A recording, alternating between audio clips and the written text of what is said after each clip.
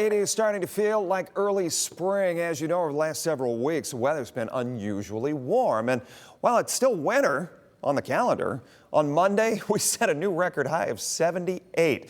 So this may sound like great news to some, but not so much to some farmers.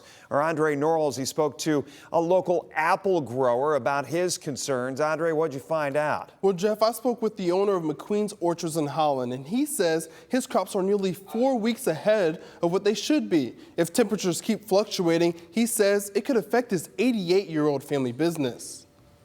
Right now, there should be frost in the ground.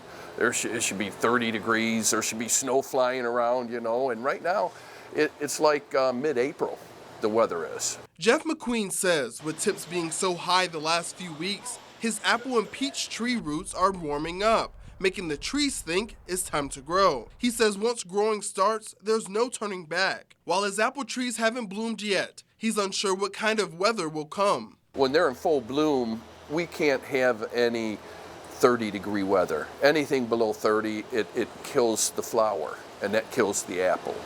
So then there's nothing on the tree. MacQueen says he's not sure if he'll have the same number of apples he usually does, which is 90,000 bushels. But he thinks there will be enough apples for local buyers, but possibly not for those in other areas. Go to Florida, Texas, New York, Pennsylvania, we're going to Tennessee. I mean, we go all over.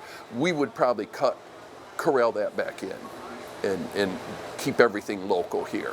A big chunk of his revenue comes from this, so cutting back would affect his business financially. Not worried yet, but concerned, because I see the end of this week we're supposed to get down to 50 and then maybe 30 at night. So that'll slow things down, and if it stays that, it'll be fine. But if next week it gets back to 70 again, 75 for a couple days, well then it's gonna, yeah, then I will.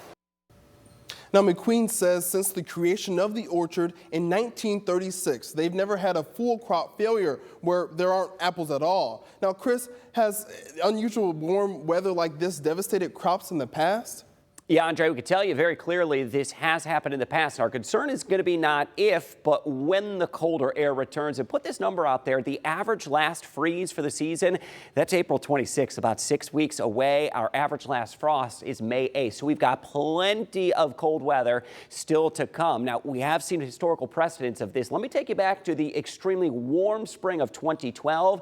We had a really warm start to the spring, and then in May, we had a deep freeze. We lost about 85% of the apple crop up in Michigan, 90% of the cherry crop, and we're on path to do that right now. Look at how warm February and early March have been. About 20 days or more that spring break or spring bloom is ahead of schedule, and that is not just us along and south of the Ohio River. We're going to be trending in that direction as well, as that spring bloom could be several weeks ahead of schedule.